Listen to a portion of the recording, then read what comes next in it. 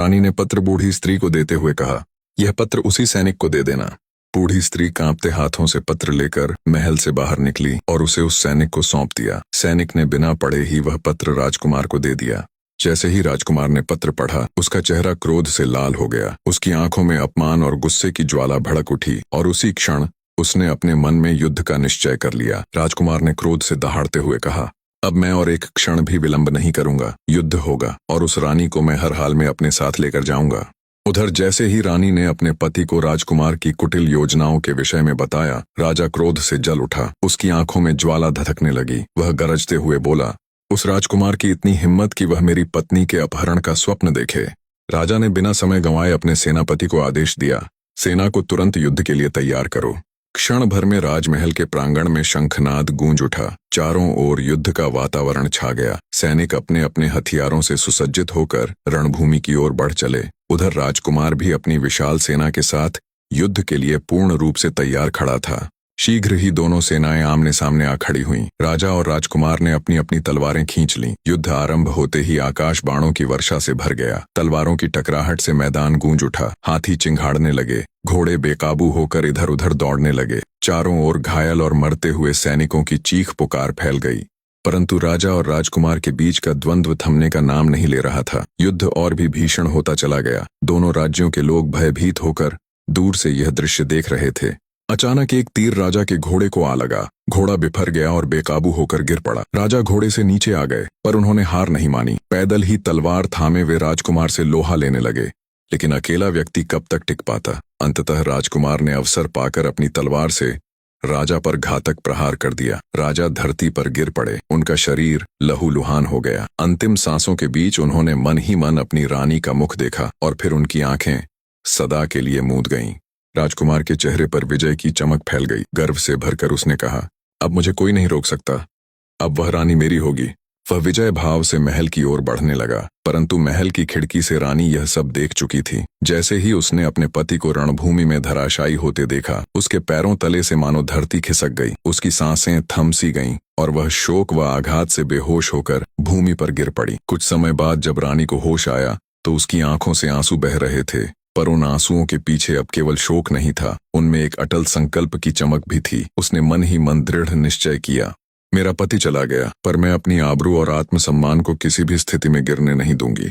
उसी क्षण रानी ने अपने भीतर एक अद्भुत शक्ति का संचार महसूस किया। उसने तुरंत योद्धा का वेश धारण किया। उसने कवच पहना, सिर पर पगड़ी बांधी और अपने हाथों में तेज धार वाली तलवार थाम ली। अब वह केवल एक शोकाकुल रानी नहीं रही थी, वह रणचंडी बन चुकी थी।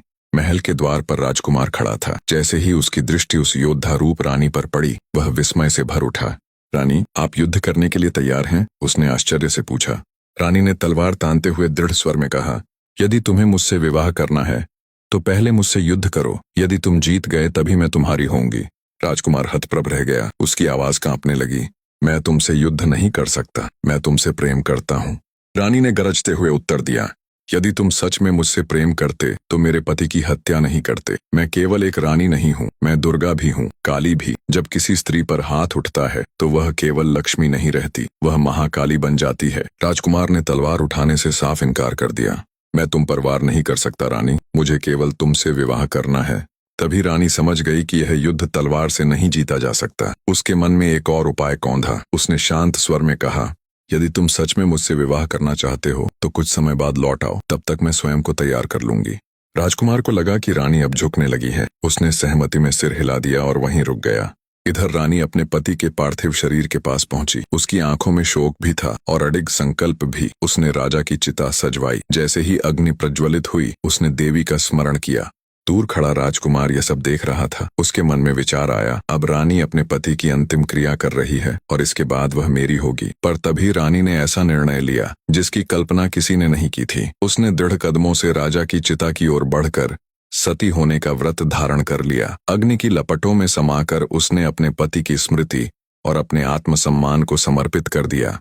राजकुमार स्तब्ध रह गया। उसकी आंखें फटी की फटी रह गईं। वह कुछ भी नहीं कर सका। उसके हाथ से तलवार छूटकर भूमि पर गिर पड़ी। उसी क्षण उसे यह भयानक सत्य समझ में आया कि प्रेम अधिकार जताने से नहीं मिलता। उसने प्रेम को जीतने का प्रयास किया था, पर स्त्री के आत्मसम्मान और सतीत्व की शक्ति को समझने में उसे बहुत देर हो गई। अग्नि की लपटों में समाई उस रानी ने अपने स्वाभिमान की लौ को युगों युगों के लिए अमर कर दिया। कहानी का उद्देश्य। यह कहानी केवल एक राजकुमार के एकतरफा प्रेम या एक युद्ध की कथा नहीं है, बल्कि यह प्रेम, अहंकार और आत्मसम्मान के टकराव की गहरी सीख देती है। यह हमें बताती है कि सच्चा प्रेम कभी जबरदस्ती, अधिकार या हिंसा से नहीं पाया जा सकता। जहां प्रेम में विनम्रता और त्याग होता है, वहीं अहंकार उसे विनाश की ओर ले जाता है। इस कथा के माध्यम से यह स्पष्ट होता है कि स्त्री कोई वस्तु नहीं है जिसे जीत लिया जाए या बलपूर्वक प्राप्त कर लिया जाए। जब किसी स्त्री के स्वाभिमान और सम्मान पर आघात होता है, तो वही स्त्री लक्ष्मी से महाकाली बन जाती है। रानी का चरित्र यह दर्शाता है कि नारी केवल सौंदर्य की प्रतीक नहीं, बल्कि साहस, बलिदान और आत्मबल की सजीव प्रतिमा है। राजकुमार का प्रेम धीरे धीरे एक खतरनाक जुनून में बदल जाता है, जो अंततः विनाश का कारण बनता है। दूसरी ओर, रानी का निर्णय यह सिखाता है कि सम्मान के बिना जीवन व्यर्थ है और आत्मसम्मान की रक्षा के लिए किया गया बलिदान इतिहास में अमर हो जाता है।